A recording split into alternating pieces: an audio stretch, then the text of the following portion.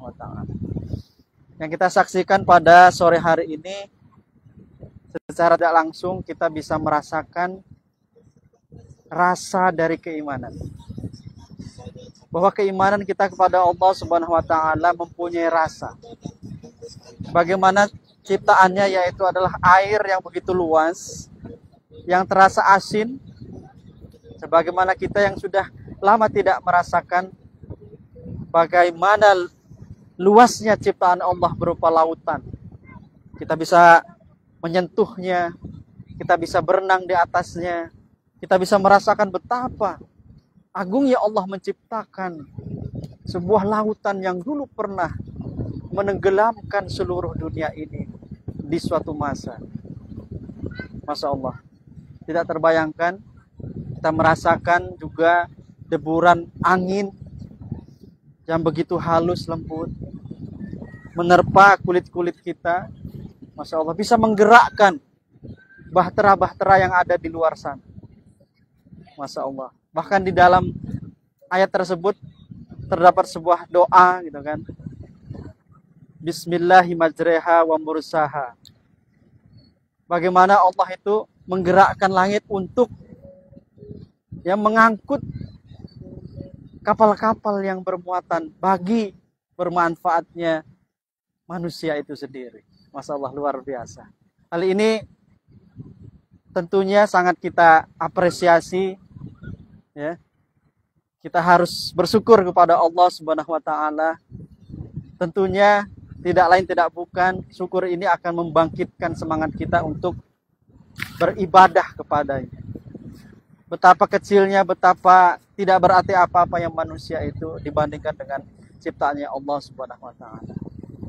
Ya, kita lihat dan juga kita lihat di sana, ya, betapa manusia itu memanfaatkan juga keindahan alam ini untuk mencari kebahagiaan.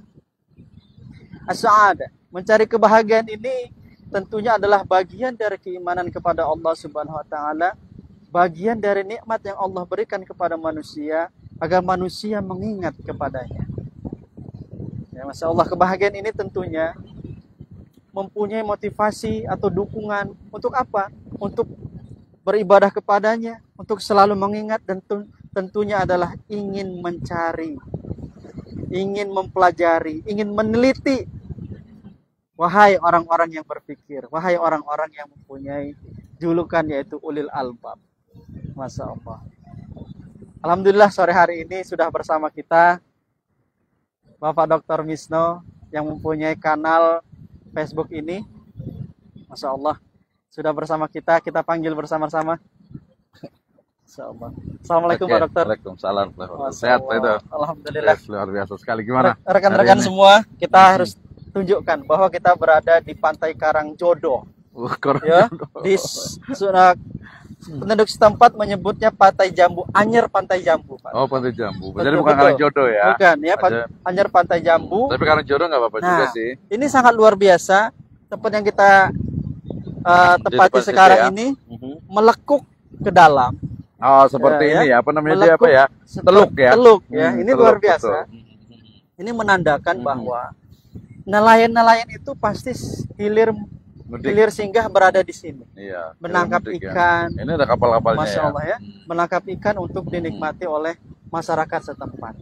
Nah, tentunya ada satu hal yang sangat menarik nih untuk kita kupas mungkin dari segi kauniyah. Oh, kauniyah. Ya, dari bagaimana alat tentang kehidupan alam ini ya. Ya, betul, karena betul. ada ayat kauliyah dan ayat kauniyah. Nah, ini yang sangat menarik ya. Kita berada di pantai ini bukan semata-mata ingin menunjukkan kita berada di pantai, tapi ingin mendekatkan diri kepada Allah bahwa pantai ini adalah salah satu dari ayat kauniyah. Ayat kauniyah. Allah Subhanahu wa taala. Betul. Nah, bagaimana Pak Dokter? Bisa digambarkan tentang ayat kauniyah dan juga pantai ini? Iya, betul. Iya, jelas sekali ya kalau mamanya di ayat Al-Quran sendiri, kan Allah Subhanahu wa taala berfirman, a'udzubillahi minasyaitonirrajim, bismillahirrahmanirrahim, inna fi khalqis samawati wal ard wa ikhtilafil laili wan nahar la ayatil liulil albab, ya kan, alladzina yadhkurunallaha qiyaman wa qu'uda wa wa ala junubihim wa yatafakkaruna fi khalqis samawati wal ard rabbana ma khalaqta hadza batila. Jadi konsep dari ayat kauniyah itu memang sangat luas sekali ya, dari satu materi yang dia itu sangat kecil sekali, bahkan kasat mata ya, seperti virus gitu kan ya, sampai yang mungkin di luar angkasa yang mata juga tidak bisa melihatnya lagi ya. Nah, dalam konteks ini hari ini tentu saja kita berada di sebuah pantai. Pantai itu adalah pertemuan antara daratan dengan lautan ya, di mana di sana itu ya adanya ombak gitu ya, kemudian juga adanya matahari yang mungkin bisa kita melihat sunsetnya gitu ya. Sana, termasuk juga apa namanya, kalau biasa di tebing, di pepohonan, pegunungan, perbukitan, itu bisa gitu ya. Nah, itu menjadi sebuah ayat kauniyah tentu saja. Nah, ketika kita melihat dengan panca indera kita gitu ya, ayat-ayat kauniyah tentu saja tadi di ayat itu kan ujungnya adalah Rabbana ma khalaqta hadza batila. Jadi Allah Subhanahu wa taala itu menciptakan ini semuanya itu betul. Ya tanpa sia-sia, bahkan pasti ada tujuannya, pasti ada hikmahnya. Kenapa misalnya harus ada ombak ya, kenapa harus ada ombak, kenapa harus ada pantai ya. Ombak sendiri misalnya kita sampaikan begini, ada kata-kata menarik nih, ada salah satu teman seorang seniman dari Singapura, dia bilang begini, jika Anda ingin mengetahui dalamnya lautan, jangan bertanya kepada ombak. Nah, artinya gimana tuh? Bertanya kepada nelayan berarti. Nelayan juga bisa juga tanya kepada ahli laut, oceanolog, ahli oceanolog. Jadi ketika Anda bertanya atau ingin tahu tentang dalamnya lautan, ya jangan lihat tanya kepada ombak. Kenapa? Karena ombak itu dia hanya ada di tepi. Di tepi. Padahal dalam mereka ombak itu dia nggak tahu seperti apa dalamnya itu. Kalau mau ya mungkin bisa eksplorasi ke sana, atau mungkin melalui ilmu tentang ocean itu, tentang samudra, kelautan, samudra gitu. Tapi itu agak menarik sih. Artinya itu juga sebagian dari ayat-ayat kauniyah ya, bahwasanya banyak sekali memang ketika kita ingin mengetahui ya, misalnya ada butiran pasir yang tidak terhitung gitu ya, kemudian juga tadi ombak yang memecah bebatuan, karang gitu ya, itu luar biasa sekali ya. Bahkan biasanya itu ada kayak batu ini gitu kan ya, ada kayak terumbu karang, ini batu karang ya, ini mungkin laut yang di dalamnya gitu ya. Kemudian juga ada kerang-kerang kecil yang hidup dan sebagainya. Dan ini adalah salah satu dari apa?